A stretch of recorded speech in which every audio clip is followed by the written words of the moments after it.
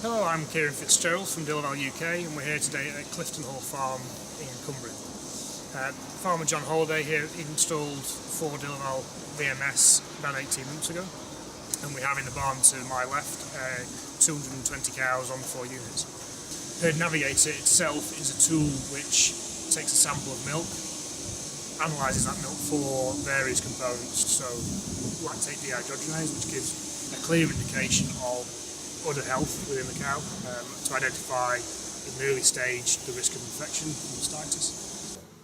So we identify cows at risk of udder infections with the Navigator by measuring the level of LDH in the milk. So with this cow we can see there are 2 independent periods where she's exposed to a risk of udder infection. Early intervention by increasing milking frequency or the use of Uddermint can we find reduce the risk of that case turning into a clinical case of mastitis. It's important to visually inspect the cow, and only really when you see clinical symptoms of mastitis would we recommend the use of antibiotics. We also measure beta-hydroxybutyrate, so BHB is indicative of the risk for ketosis of an animal. In fact, it's the diagnostic tool for ketosis clinically and subclinically. So we see here a cow who in early lactation has a high level of BHB, beta-hydroxybutyrate, so we know that the cow is ketotic. The system delivers these alarms to tell us so, and following treatment you can quite quickly see that the level of risk for ketosis falls away quite quickly. Early diagnosis of ketosis using her Navigator allows us to limit the effect of loss in production and reduce the incidence of associated diseases like mastitis, like metritis. We also see benefits for reproduction because we limit the effect of delayed conception as a result of a case of ketosis, and that in turn can help to control the number of open days at herd level. So at each milking session we take a small sample and we test it for progesterone in the case of reproductive management, which is really the gold standard for heat detection.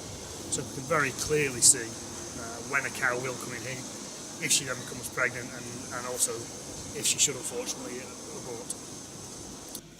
Okay, we take a look at some of the data as displayed inside DelPro Farm Manager, and this is showing the progesterone profile of a cow from the point that she calves, and we sample and identify that progesterone is low and remains low, so we can see very clearly this cow is anestrous.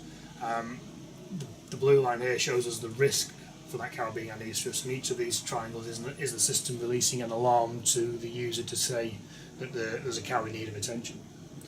When progesterone rises above the threshold, we now know the cow is no longer anestrous and that she is beginning to resume cyclicity, and this red triangle here indicates the first identifiable heat, but it's calculating as a weak heat, so we may consider the quality here is only around 30%, and that therefore there's a lower chance of achieving conception on insemination at this heat. Later on we see another heat event, and this time the level of progesterone is much higher and the drop is much quicker, so we consider there and calculate there a much higher quality of heat, so we can consider that there's a greater chance of a successful insemination on this heat event. We might consider this cow is a normal cycling cow, so she calves, we begin sampling around day 20, and quite quickly progesterone begins to rise. We know therefore the cow is cycling, and she has a good heat around 40 days in milk. There was an insemination on this heat, and we can see that following that insemination progesterone rises and stays high, so we know that the cow is pregnant. And 35 days after this heat and insemination, her Navigator delivers an alarm to tell the user that this cow is pregnant. And so after about day 50 we can stop sampling, confident in the knowledge that that cow is pregnant and that the risk of embryonic death or abortion is much lower by that point.